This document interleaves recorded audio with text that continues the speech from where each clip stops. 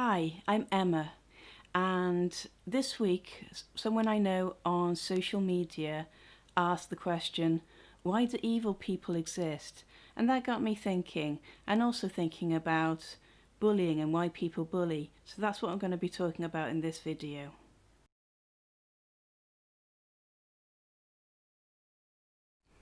Why people may start bullying in the first place.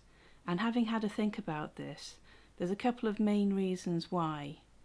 So the first one I've thought about is jealousy, and that's where someone's projecting their dissatisfaction on their situation.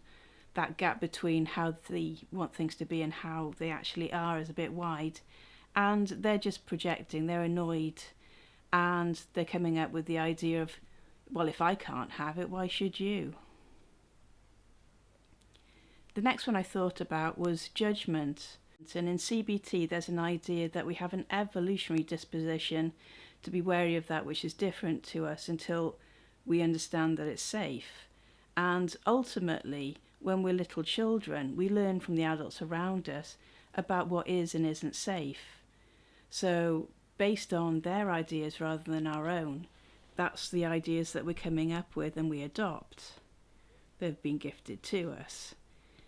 But if we've been taught something that isn't accurate, then without having an open mind and learning for ourselves, we take on the same misunderstandings. And it got me thinking about an Oscar Hammerstein song. It's the one from the musical South Pacific. And it's the one that goes, "It's not born in you, it happens after you're born. You've got to be taught to hate and fear. You've got to be taught from year to year. It's got to be drummed in your dear little ear. You've got to be carefully taught." So, be open-minded. And if you learn something new, update what you know. The third idea about bullying is that it's to gain approval from others. It's that peer pressure and wanting to be part of a group and generally accepted.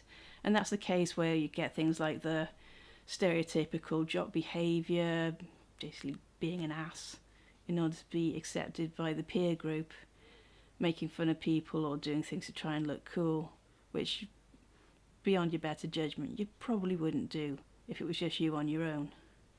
Just end up looking like a jerk, really. And the other one is loneliness. So when people are on a low ebb, they tend to isolate themselves and withdraw from other people. And if they've been hurt by other people before now, they'll have an ongoing distrust of others. So they will be projecting in that way onto other people, and that can come across as bullying too. It's a mishandling of a situation that's going on for them. There's also that misunderstanding that basically we experience the world through our thinking. It's our perception of what's going on as opposed to what's going on itself. It's that meaning that we're giving to things. They don't have meaning on their own. We put that there. And the last thing, which pretty much caps all of the rest of it, it's hurt people, they hurt people. So basically, that's transference of the feeling. So when we feel negatively about someone, we expect the worst when it comes to them. And when we recognise our own personal power, we can change our behaviour. We can learn to do something different to before. And if we do something different from before, we're going to have different results. So also, if we're used to being bullied by someone, it's usually because we've got really weak boundaries, and weak wishy-washy boundaries are as good as no boundaries at all. It's about being really clear about what you will and what you won't accept from someone, and standing by that so they don't get trampled over.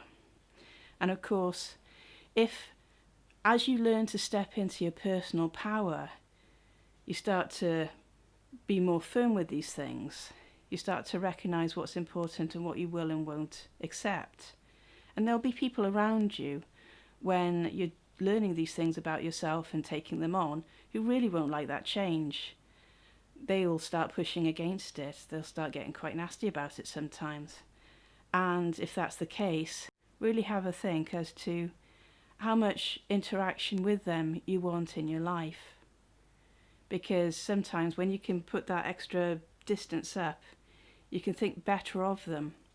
But when you're in close proximity, it's that negative thought and all that from before coming back, and you start thinking the worst again and preempting, and your anxiety's going up and up and up.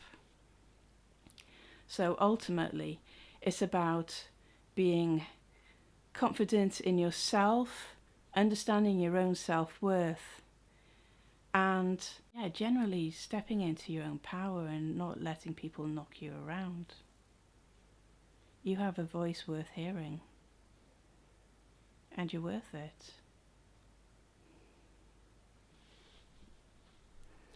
So when people start to understand and recognize that you're standing up for yourself, you become less of a target.